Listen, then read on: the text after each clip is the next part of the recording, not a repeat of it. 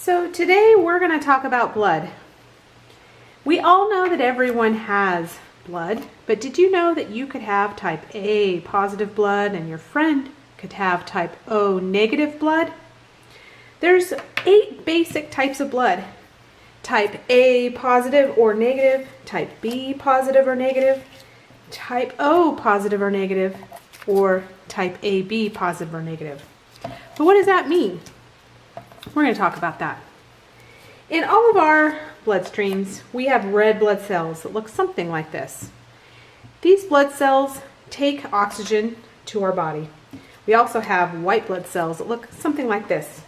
Their job is to protect our body from foreign intruders. They produce antibodies.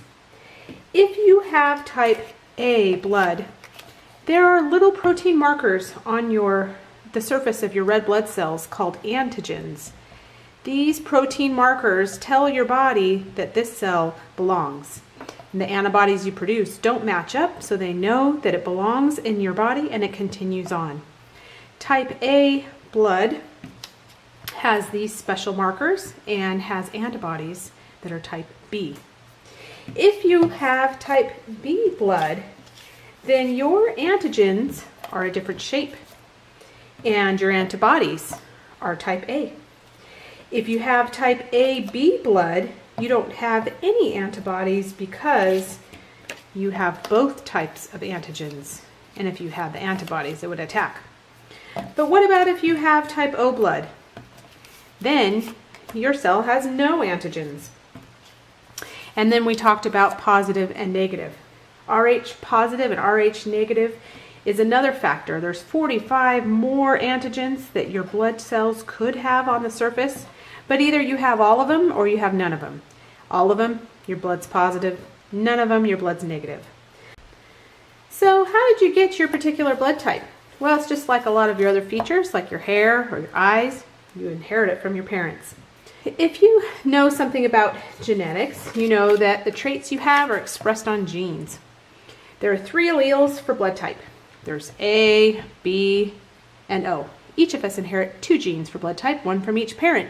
When we get 2 different genes from our parents, the one that's more dominant overrides the other. A and B are dominant, and O is recessive. So let's see how this looks. Both your parents have type O blood, then you will have type O blood.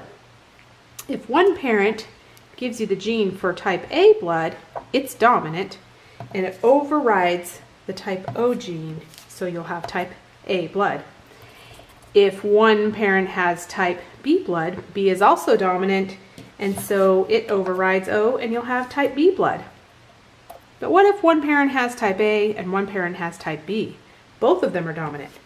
Well, that's a situation called codominance, and so you'll have type A and B blood. I know people have different types of blood, but why is it important to know this? Well, let me explain.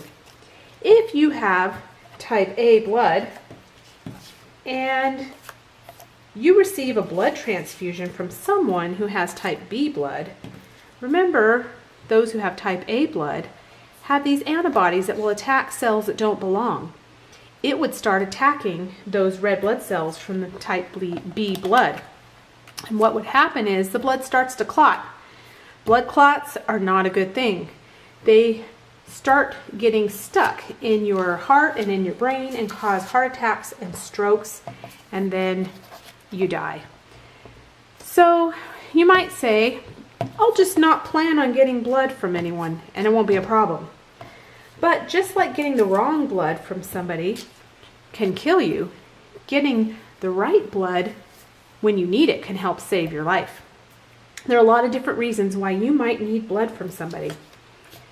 People need blood all the time. If they have surgery, they get sick, they get in an accident like a car crash, if you have liver disease, or if you happen to have a bleeding disorder. In fact, 5 million Americans every year get blood transfusions. That means 5 million Americans' lives were saved because someone was willing to donate part of their healthy blood to save them. But this wasn't always the case. In fact, it was only fairly recently doctors and scientists knew enough about blood to be able to have healthy people be able to give blood to those who needed it to save their lives. The first time doctors even considered blood transfusions was in the 1600s when a British doctor was able to describe and give details about blood.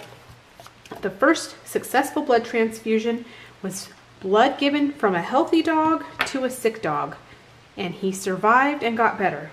So then doctors started thinking, why don't we give blood to people? The problem was they used animals, and this worked a couple times, but then most of the time it didn't, and most people died. So they decided that blood transfusions don't really work, and they stopped doing them for about 200 years. Well, after 200 years, some doctors decided, let's try this again. Unfortunately, sometimes when mothers would have babies, they would bleed too much, and because of the bleeding, they would die. And so doctors thought, if we could give her the blood that she needs, we could save her life. But this time they knew that giving blood from animals to humans wasn't going to work. So they gave blood from humans to other humans, and it worked. Kind of. Most people still didn't survive. So because people were still dying, they realized we need to do more work. So they did more research.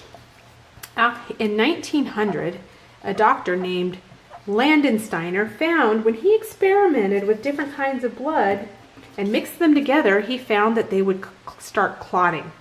He grouped these blood into 3 different groups, A, B, and O.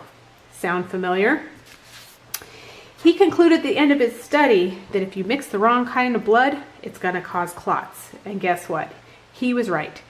His method of testing blood is actually what we still use today. They look for those antigens, which is what we talked about earlier.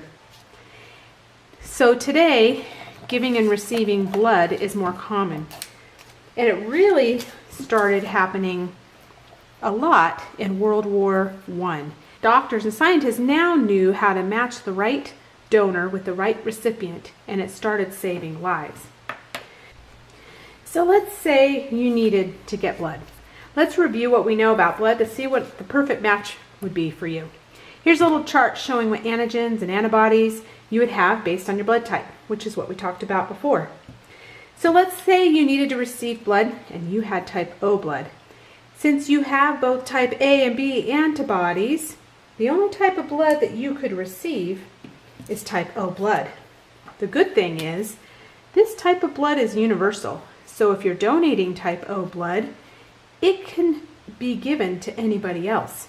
Because those protein markers are missing, no other bodies will attack it. If you have type A blood, you can receive type O blood and type A blood. But that's it. If you have type B blood, you can receive type O blood and you can receive type B blood. But what if you have type AB blood? Well, remember, there's no antibodies present in the blood of the people who have AB blood, so that means they can receive blood from anybody. What's nice to know is that doctors and scientists have learned a lot more about our blood than they ever did in the past. And if you ever needed it, they would know how to get you your perfect match.